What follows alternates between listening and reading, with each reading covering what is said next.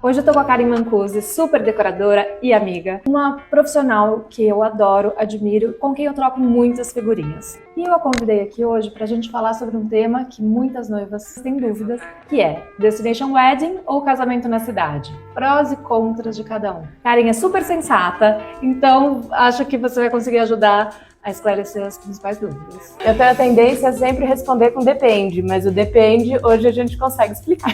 Quando os clientes chegam no seu escritório com essa dúvida, faça um destination ou casa na cidade, qual costuma ser a principal insegurança delas?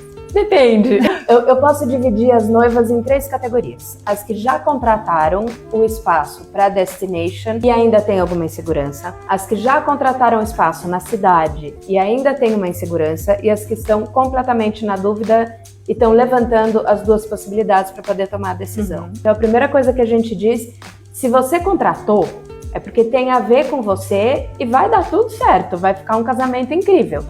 Mas você precisa entender tudo que envolve um destination wedding. Então é a primeira coisa que a gente fala. O que você gostou? Eu gosto de ter um clima ao ar livre e na cidade não dá. Dependendo do local, se você consegue ficar outdoors, normalmente na cidade tem limite por conta do som. Você tem que às 10 horas migrar para algum outro local. É mais uma cerimônia e depois... Exato. Então essas noivas, qual é a primeira dica que eu dou?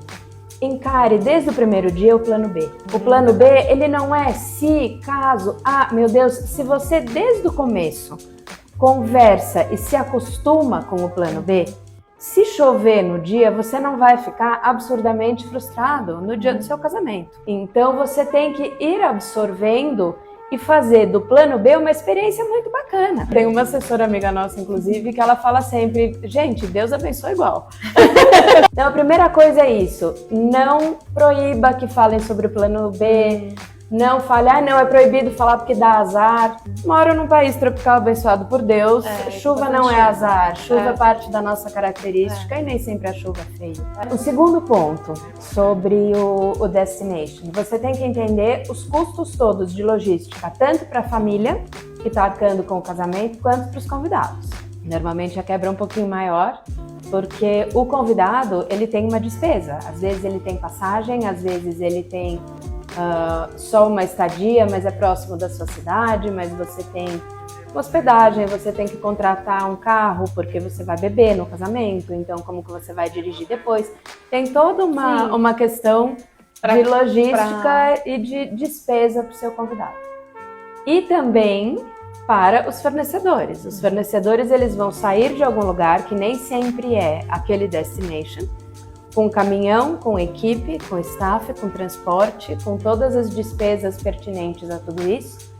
E no cenário da sua festa, o transporte ele não aparece. Então a quantidade de flores que você tem exatamente a mesma verba, na cidade ou fora, vai ser diferente. Mas você tem o benefício da paisagem que ajuda, que ajuda. Então, eu acho que essa parte financeira também é uma coisa que todo mundo tem que estar ciente e contrate sempre uma boa assessoria. Então, se você tem uma assessoria com pouca experiência, que está começando, que não fez uma quantidade boa de destination wedding, você contrata para o seu casamento, é um pouco mais arriscado. Eu acho que é um investimento maior na assessoria também. Mas quem casa na cidade, quais costumam ser as inseguranças? Insegurança vai ficar bonito? Vai ficar romântico? Eu fui no casamento da fulana que estava num jardim maravilhoso, o meu vai ser na cidade. Vai causar esse impacto? Assim? Exatamente. Vai ficar igual aos outros casamentos que fizeram na semana passada no mesmo lugar? Depende do profissional que você contrata. Se você contratar uma boa assessoria que vai montar toda uma identidade visual, que vai criar junto com você todo o mood do casamento, isso depois vai trazer para o cenógrafo, para o decorador. A gente vai criar uma coisa completamente personalizada em cima disso, vai ficar incrível. Sem dúvida. E eu acho que eu já ouvi muito isso que você falou, assim, se vai ficar igual. Acho que esse é um medo recorrente. Até porque parece que não tem tantos espaços assim, né? No fim, a cidade é gigante, mas parece que as turmas meio que casam sempre nos mesmos lugares. Então, muita gente já foi nos casamentos naqueles lugares, né? Tem um projeto pode transformar o espaço completamente e torná-lo irreconhecível até, né? Exatamente. Então, acho que essa é uma preocupação. Não que seja necessário tornar não, o também espaço não acho que seja, irreconhecível. Mas é possível, Mas né? é necessário aquela cenografia ser pertinente aos noivos. Sim. Por exemplo, eu estava com uma noiva ontem e ela falou, olha, fui em 4 espaços e o último eu amei porque eu não preciso fazer forração de parede nenhuma, eu gostei de tudo do jeito que tá. Aí eu falei, maravilha, então aí eu expliquei todos os prós e os contras de fazer o casamento naquele espaço. Mas ela falou, gostei. E tem gente que fala, quero aqui porque, enfim, a localização é conveniente, ou minha mãe casou lá, minha prima casou lá, é o meu clube. Se tem esses outros motivos e você fala, mas eu não gosto do salão, a gente também resolve. Aí a gente envelopa tudo e o pessoal não vai ver que tá lá. Então, não é uma garantia de personalização você fazer fora ou na cidade. Concordo. É um clima diferente do profissional que você escolhe. Eu acho que é um pouco um clima diferente de festa. Sim. Né? Mas não que em um lugar vai ser menos impactante do que o outro ou menos... Não. Sei lá, personalizado que o outro, nada disso. E você acha que as noivas que querem se casar em São Paulo têm alguma insegurança em relação à duração da festa? Porque agora os Destination Weddings acabam acontecendo mais cedo, né? Então fica, sei lá, das 4 até não sei que horas. Eu acho que isso acabou. Ou não? Eu acho que isso acabou. De novo, essa noiva de ontem marcou a cerimônia às 4 horas da tarde. Então, ótimo, às 5 horas da tarde começa a festa. Claro, aí depois você conversa com outros colegas para falar como que é a alimentação, ela é diferente. Você vai servir mais coisas, como é a bebida, muito mais. Então, quanto mais longa a festa, mais detalhes você tem que pensar e mais você vai investir. Mas mesmo para quem gosta, na cidade, daquele formato tradicional, ou igreja, sinagoga, vamos chamar de templo, né? Templo, deslocamento e festa, supondo que a sua festa comece às 8h30, 9 da noite. As festas não acabam antes das 4 horas da manhã. Quantas vezes você ficou numa festa de casamento por mais de 6 horas? O pessoal tá animado. O pessoal tá muito animado. Antigamente o casamento acabava às 2 da manhã. Hoje já não mais. Então agora pensando no terceiro grupo, que ainda está em dúvida entre um e outro. É um grupo grande, assim. Eles chegam normalmente cheios de perguntas sobre o destination primeiro, para depois eles resolverem se eles querem encarar tudo aquilo ou não. Aí eu costumo falar, calma, vamos dividir por partes, né? Então, primeiro, destination no exterior. Destination no exterior é outra história. Normalmente a quebra é enorme e você tem que abraçar muito a cultura de onde você vai fazer o seu casamento. E o que significa que vai ser um outro tipo de festa, né? Não é o casamento como a gente está acostumado no Brasil. Aquela mesa com 700 mil docinhos e forminhas, a quantidade de flor e arranjos que a gente tem aqui. Então, a própria alimentação é muito diferente. Eles têm alguns lugares que você, por mais que você lute, você não consegue. Eles têm restrição de quantas horas eles servem a comida, quantas horas eles servem a bebida. Às vezes, eles não permitem que você nem contrate horas extras de serviço. Eles não têm, por conta de sindicato. As pessoas não podem trabalhar mais do que X horas. Então, às vezes o serviço do buffet, eles às vezes são mais rigorosos, né? Não tem esse volante como a gente está aqui acostumado, ou serviço americano, mas os cenários são lindos. Então, essa é a primeira coisa. Quando você vai para o exterior, você tem que amar aquele lugar que você escolheu. Então, normalmente são hotéis ou espaços para isso, ou locais históricos que já tem todo um esquema. E aí você abraça a causa e vai, porque vai ser realmente diferente. Aí a gente tem o Destination aqui no Brasil, que a gente consegue fazer uma mistura de o que a gente vai levar da cidade grande, o que a gente vai usar de fornecedor local, tudo depende do briefing da noiva. Mas aqui no Brasil, basicamente, a gente consegue realizar qualquer loucura. Verdade. O que eu costumo falar muito é, você está escolhendo no Brasil um local que já tem estrutura para evento, ou é algum local que é da família, ou a sua casa na praia, ou a sua fazenda, que não é um espaço de eventos. Então, se é um espaço de eventos, maravilha. Tem manual, a gente faz visita técnica, a gente já sabe exatamente como que as coisas funcionam. Contrate um profissional que já está acostumado a trabalhar naquele espaço, ou que pelo menos, né, tem uma boa vivência.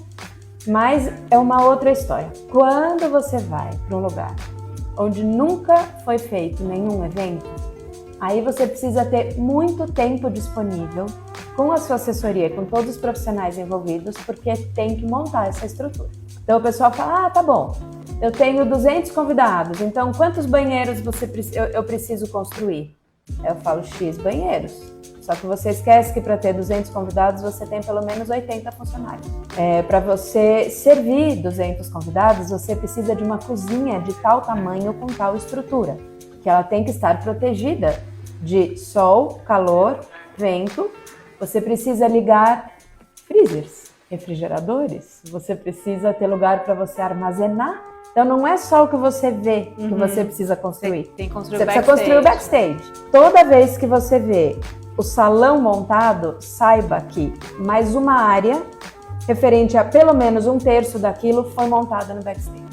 Então a gente fala que 2/3 é o lugar da festa e 1/3 é toda a estrutura de apoio que você tem que ter. Então você tem que pensar numa série de coisas. Aonde vai entrar o caminhão? Os convidados vão ver, porque tem caminhão que precisa ficar estacionado, o gerador precisa ficar estacionado. Como que você camufla tudo isso? Então, é um investimento de tempo. Para projetar tudo isso. Para projetar tudo isso e contratar de novo excelentes profissionais. E para quem não está querendo encarar esse trabalho todo de você ter que transformar um espaço da sua família ou que você gosta num espaço de eventos, dá também para você trazer esse mood para uma festa na cidade. Eu tive uma noiva que ela ia casar em São Bartes e foi naquela vez que passou o furacão. E faltava 6 meses para o casamento, 7 meses, uma coisa assim. E a gente ligou para ela, a gente falou, olha, dá uma olhada nos jornais. Não, passa furacão lá direto. Eles estão acostumados, a gente pensando, nesse caso, Acabou com a ilha. A ilha está fechada por 6 meses, né? Aí foi uma correria, tentamos achar lugar no mundo inteiro, saímos de São Bartes, fomos para a Europa, a gente cotou nos 10 hotéis. Você sabe que ela acabou fazendo o casamento dela em São Paulo? Ela só pediu para que tivesse flores tropicais, ela pediu para que tivesse muito azul no casamento dela, um azul mais claro, um azul jeans, porque ela queria muito azul por causa do mar. E ela ficou felicíssima e casou em São Paulo. E uma coisa que eu acho que é uma vantagem das grandes cidades é a cerimônia. Como ele for. Com eu sou suspeita. Pompa numa igreja onde cabem todos os convidados, uma coisa bem tradicional que eu também gosto bastante. Eu concordo. E normalmente as grandes cidades têm igrejas e sinagogas e templos muito mais bonitos e preparados para receber, inclusive, uma quantidade maior de convidados. Agora, uma outra coisa também que eu acho que é importante se considerar nas cidades é que você tem mais opções de estilo, de tamanhos, de fornecedores. E eu fico pensando, talvez essa noiva nem seja uma noiva que esteja em dúvida, mas assim, uma noiva que queira fazer uma coisa muito descolada, muito diferente e queira casar numa galeria de arte, sabe? Assim, você tem na cidade muitas possibilidades. Tem. Né? E eu acho que não tem nenhum canto, por exemplo, em São Paulo, que já não tenha acontecido algum evento. Verdade. Seja corporativo ou não. Então, sempre você entra em contato com os fornecedores que já são mais veteranos no mercado e fala, você já fez evento? Já sei como é, já sei o que funciona, o que não funciona, eu falo ótimo. Então vamos conversar que teremos um lá. Verdade. E falando dos convidados, tem sim uma conveniência, principalmente para os convidados mais velhos, que tem algum problema de mobilidade. A conveniência é importante também. Você vai ter muito mais gente que você gosta comparecendo no seu casamento. Então, quando você faz um destination, não dá para chorar por quem não pode ir. E não dá para ficar bravo com o convidado, que ele não consegue. Não pode ficar magoado. Não pode. E quando você está mais próximo de onde você mora, que é onde está a sua família, o seu ciclo de trabalho, amigos e tal, tem muito mais chance de você ter mais gente. Bom, acho que a gente conseguiu passar pelos pontos principais. Eu não sei se a gente confundiu, mas ajudou, né? Mas pelo menos está tudo na mesa. Pelo menos a gente levantou pontos sobre os quais Exato. vocês têm que pensar. Obrigada, Karen! Eu que agradeço. Em breve teremos mais dicas e mais bate-papos com você, né? Oba!